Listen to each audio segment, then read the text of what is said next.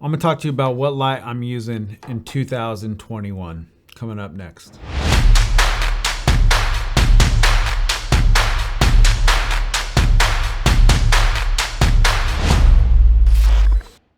Hey, what's going on? My name is Alex with Portland Event Films, and today I want to discuss about which lighting source I'm using. So I've done a review on, I have the Godox 150, I have the FV 200, and then I also have the 300. I also have IntelliTech light cannon. I also have the Practilite 602. So I have all those nice lights, but what am I using?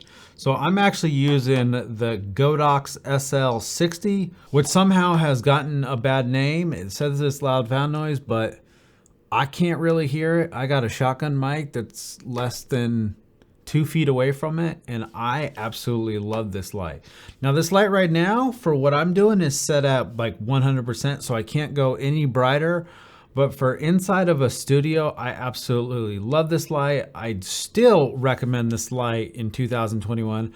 I have a bunch of better lights, but let me explain why I use this light versus the other light. So what I have in kind of my living room area is my YouTube studio. And I'm going and shooting corporate commercials, a couple times a week. And I really got tired of using my 150. I'd bring it in my YouTube studio. I would, set it up, tear it down, and then take it out on a shoot. And I wouldn't want to waste a lot of hours on a light that I paid good money for, and then I need it for my corporate work.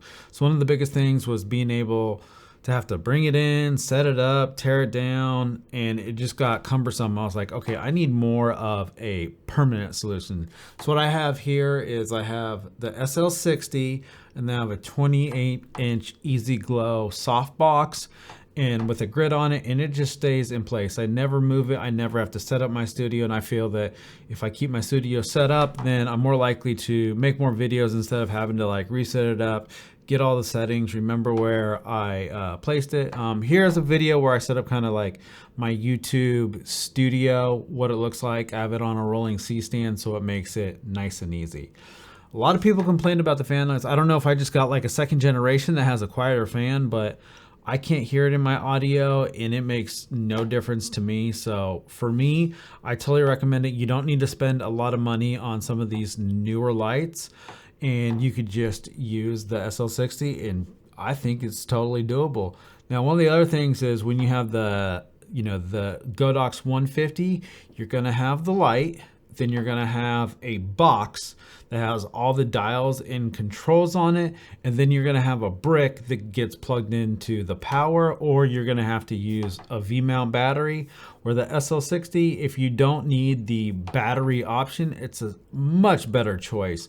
You just plug in one small cord into the light, and then you plug it right into the power. No battery option, but for something that's locked in studio and I'm not gonna move, it's a much better option. It's not as heavy, it's not as bulky, and I don't have to worry about this power brick dangling from my light stand.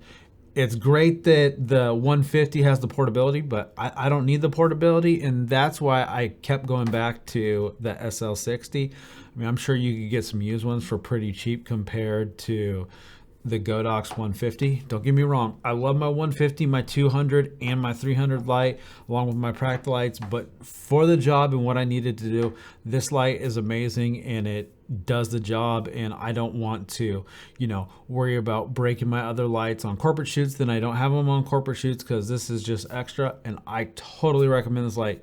Don't look past this light. I know the other lights are sexy, but even today, I still recommend this light. If you guys have any more questions, I'll leave them in the comments below. Thank you guys for watching. My name is Alex with Portland Event Films.